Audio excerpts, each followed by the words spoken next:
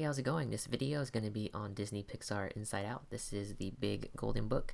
It has the general story for Inside Out, so if you don't want to be spoiled of anything, I'll let you know when to stop watching in case you just want to see what this book looks like on the outside. So since this is a big golden book, here is a size comparison next to a little golden book, a Big Hero 6-1. But yeah, I love the cover art that they used for Inside Out. You have the 5 emotions here: disgust, anger, joy, sadness, fear. Here's Bing Bong on this train, and the train has a pretty funny name, but I won't spoil that either. On the side, you have Disney Pixar Inside Out, and on the back you have the emotions and little pictures, and the retail price for this book is $9.99. So on the inside, like all golden books, you could put your name right there, and the story starts after this page right here. So if you don't want to be spoiled of anything, again, you should stop watching, or if you do want to know what happens, just keep watching, I guess. So here we go. As a lively little girl, Riley was always on the move. There was a whole world bustling with activity inside her mind, and headquarters was at the heart of it all. From there, Riley's 5 emotions watched each day unfold for their favorite girl. Riley's lead emotion, joy, loved Riley more than anything and worked day and night to help her have the best life possible. The sight of happy yellow memories rolling through headquarters let Joy know she was doing a good job. Joy liked being in control, but she understood why Riley occasionally needed her other emotions too. Well, most of them anyway. For example, Riley needed fear to stay safe, be it power cords or puppies. Whenever Riley faced a potential hazard, fear was there to carefully guide her out of danger. And of course, Riley needed disgust, good taste, to avoid being poisoned, both physically and socially. Disgust helped Riley steer clear of anything and everything she found repulsive, from horrible food to rotten people.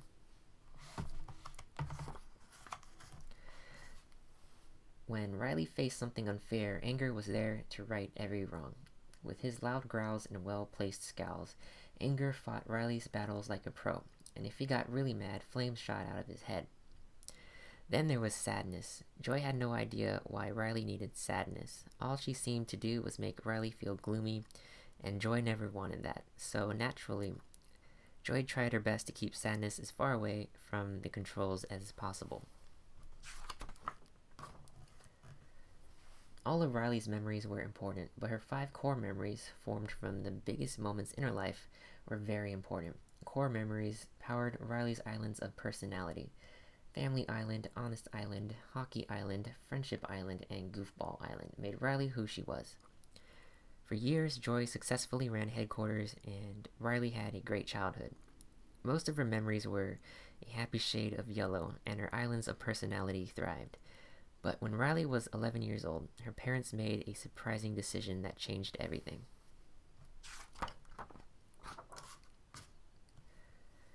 The family moved across the country from Minnesota to San Francisco, but the bustling city wasn't anything like Riley and her emotions expected. "I don't want to live here," Sadness whimpered when they pulled up to Riley's new home. "It's the worst," Disgust agreed. "The absolute worst. This house stinks," Anger declared. "San Francisco is terrible," said Fear. Joy was determined to keep Riley happy. She had an idea for how to turn things around, so she plugged a light bulb into the console. All 5 emotions watched as Riley challenged her parents to a game of living room hockey. Soon the whole family was having fun. Joy always seemed to make things better.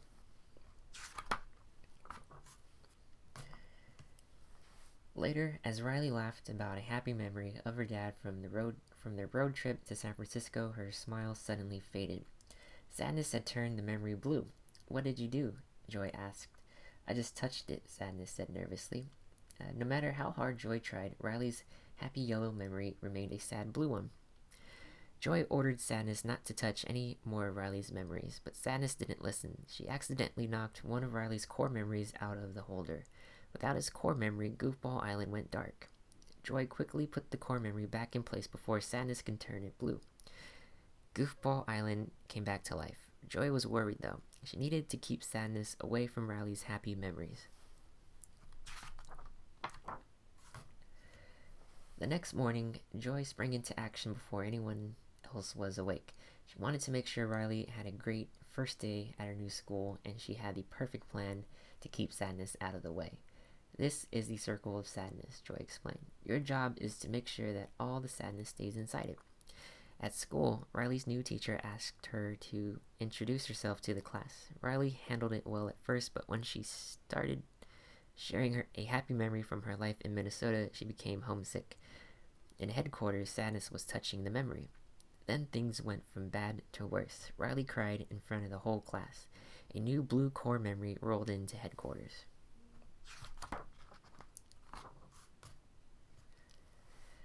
Joy tried to get rid of the blue memory by sending it up the vacuum tube and out into the mind world, but sadness wouldn't let her. During the struggles, Joy and sadness dislodged the core memories from their holder. Riley's islands of personality went dark. As Joy raced around trying to make things right, the powerful vacuum tube sucked her up and out of headquarters, with sadness and all of Riley's core memories right behind her.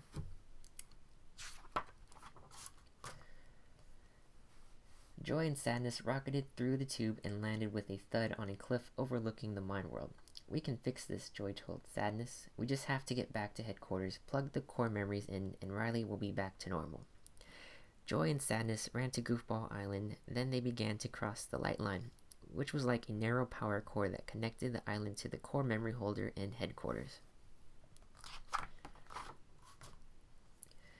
Things were not looking good for Riley or her remaining emotions. Great, anger grumbled. We have no core memories, no personality islands, and no joy.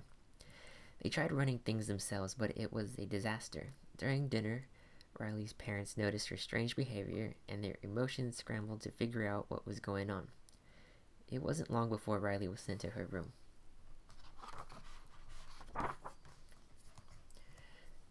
When Riley ignored her dad's attempts to cheer her up later that evening, Goofball Island started to fall apart. As the island crumbled, joy and sadness dashed back to solid ground. Together, the two emotions watched Goofball Island collapse into the abyss. Sadness was too overwhelmed to move. But Joy refused to delay their journey back to headquarters any longer. She grabbed Sadness's foot and dragged her into the labyrinth of long-term memory. As Joy and Sadness meandered through the winding shelves of long-term memory, they came across two forgetters. It was the forgetter's job to vacuum up the old memories that Riley no longer needed and send them down to the memory dump. Nothing comes back from the dump, one forgetter explained. Joy was horrified at the thought of throwing away Riley's perfectly good memories, but the forgetters explained that they needed to vacuum up old memories to make room for Riley's new memories. The following morning, Riley video chatted with Meg, her best friend from Minnesota. When Meg told Riley about a new girl on the hockey team, Riley got upset. "Oh, she did not just say that," snapped Disgust. "A new girl?" Fear asked in belief. "Meg has a new friend already?" Anger quickly took charge of the situation. "I gotta go," Riley interjected, cutting the conversation short. As Riley slammed her laptop closed, Friendship Island started to groan and creak. Back in the mine world, Joy ran towards the terrible sound. Friendship Island disintegrated into the memory dump. "That was your favorite," said Sadness, "and now it's gone." Joy could think only of getting back to headquarters to help Riley. She had no choice but to return to the maze of long-term memory, dragging Sadness behind her. Along the way, the two emotions ran into Riley's old imaginary friend, Bing Bong. Bing Bong was part cat, part elephant, and part dolphin, but he was made entirely of cotton candy. It had been years since he and Riley had played together. They used to go on amazing adventures, mostly in Bing Bong's rocket wagon, which could fly when they sang a special song. "There's not much call for imaginary friends lately," said Bing Bong with a sigh. He handed his magical bottomless bag to Joy so she could carry Riley's core memories safely, and he told them they could take the train of thought back to headquarters. On their way to the train station, Bing Bong gave Joy and Sadness a tour of Imagination Land. They admired Trophy Town, explored French Fry Forest, and floated through Cloud Town. "Is it all going to be so interactive?" Sadness asked as Joy and Bing Bong leaped across lava with glee. They even saw some new parts of Imagination Land, like the imaginary boyfriend generator. Joy was not impressed. Meanwhile, Riley was trying out for her new San Francisco hockey team, but without Hockey Island running, she was having a hard time. Fear tried to jam old hockey memories into the core memory holder to power up the Dark Island, but it spit them out. Riley made so many mistakes that she got frustrated and stormed off the ice. Crash! Hockey Island fell to pieces. Back in Imagination Land, Bing Bong cried candy tears. Mine workers had thrown his rocket wagon into the memory dump. Joy tried to cheer him up unsuccessfully, but when Sadness sat behind him and listened, he started to feel better. Joy was baffled. How could Sadness have made Bing Bong feel better? She didn't have time to give it a second thought, though, because Riley had fallen asleep. They needed to wake her up so the train of thought could take them back to headquarters. Thankfully, Sadness spotted Dream Productions. Perhaps a lively dream would do the trick. The question. Okay, how are we gonna wake her up? Joy asked Sadness as they walked through Dream Productions. Sadness thought a nightmare would work best, but Joy didn't like that idea at all. She wanted Riley to wake up from sheer happiness. Joy found a dog costume nearby and handed half to Sadness. Riley loves dogs, said Joy. Put this on. With Bing Bong's help, Joy and Sadness made a big scene on set. Let's party, Joy shouted between barks. Let's dance.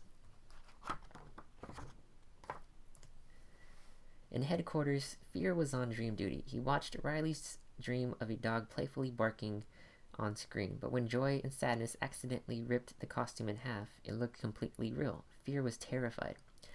Sadness pointed at the sleep indicator. Scaring Riley was working. She was waking up, but before they could do anything else, the dream director called security.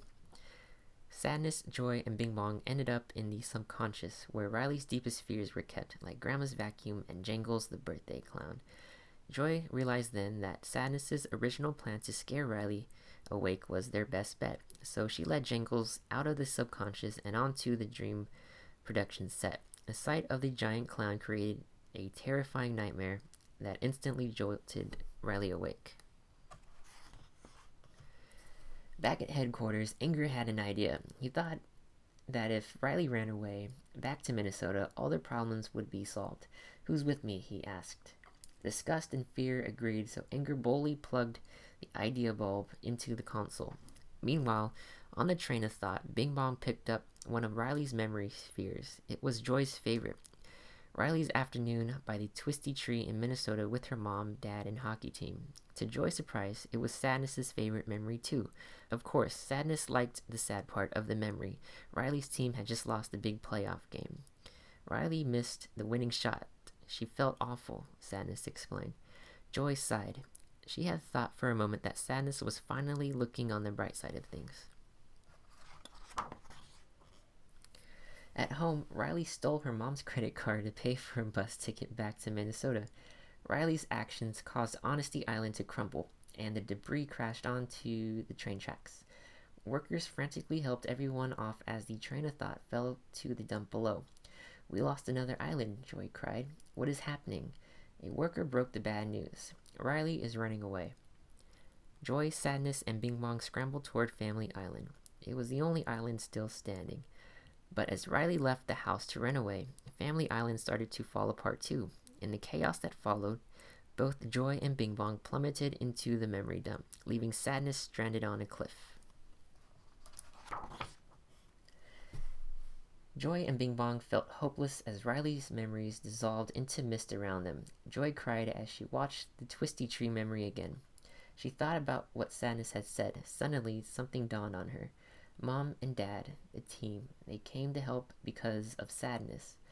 Joy finally understood the importance of feeling sad and realized that Riley really did need Sadness.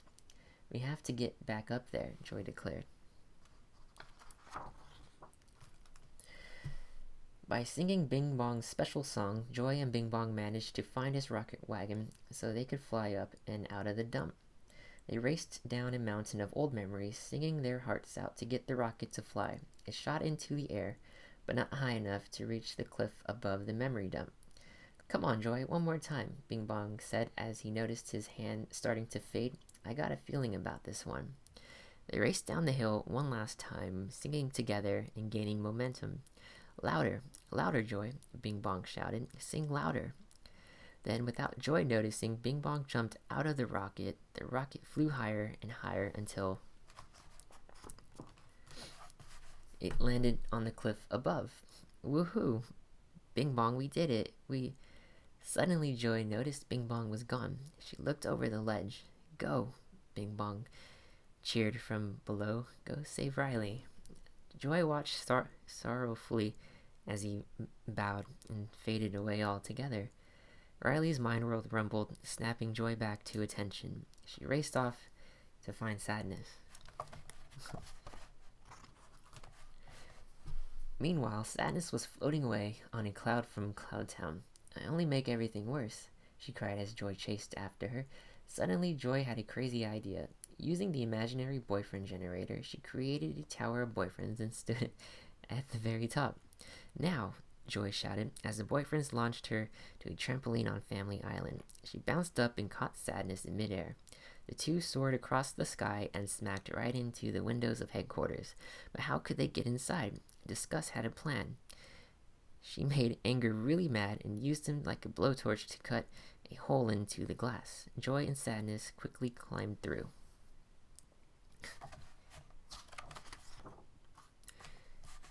Reunited, all five emotions watched as Riley got onto the bus. Sadness, it's up to you, Joy said. Me? Sadness hesitated. I can't, Joy. Joy gently pushed Sadness toward the console. Yes, you can. Riley needs you, she said. Now go. Sadness touched the console, and Riley began to feel really sad. She thought about her parents and felt even sadder. She wanted to be with them. Wait, stop, Riley shouted to the bus driver, rising from her seat. I want to get off. Riley jumped off the bus and raced back home. Sadness helped Riley talk to her parents and tell them how she really felt. I know you don't want me to, but I miss home, Riley said through her tears. I miss Minnesota. I miss Minnesota too, Dad replied. I miss the woods where we took hikes and the backyard where we used to play, added Mom. Riley's parents understood. It was okay to be sad. Then they hugged her tight, and Riley knew that even though things were hard right now, everything was going to be just fine. It wasn't long before Riley was enjoying her life in San Francisco. With new interests and friends came new core memories and new islands of personality. Riley was growing and changing every day, but no matter what happened, joy, sadness, fear, anger, and disgust would always be with her, helping her through each day as a team.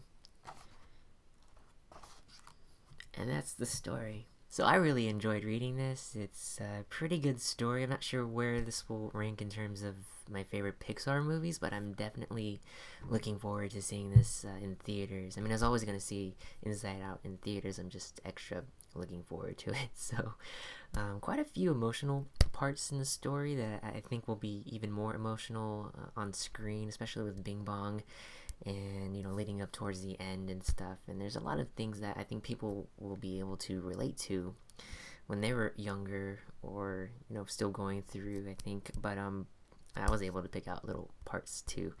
But yeah, I mean, this is a really great big golden book. There's also a little golden book for Inside Out, and I thought it was just going to be Inside Out, the general story, a little bit more simplified, but it turns out it's about Bing Bong, and I thought that was really cool because Bing Bong is starting to become like my favorite character out of them all, including the emotions, or just all of the characters in Inside Out, but takes place before Inside Out, or has nothing to really do with the story. It just builds Bing Bong's character so you can, I guess, appreciate him a little bit more when you read this Big Golden Book or see the movie in theaters. But I'll talk about this a little bit more in a different video. But yeah, for the Inside Out Big Golden Book, definitely recommend it for all ages. But yeah, anyway, that's pretty much it for this. So again, this was on Disney Pixar's Inside Out, the Big Golden Book. I will see you all later, and thanks for watching.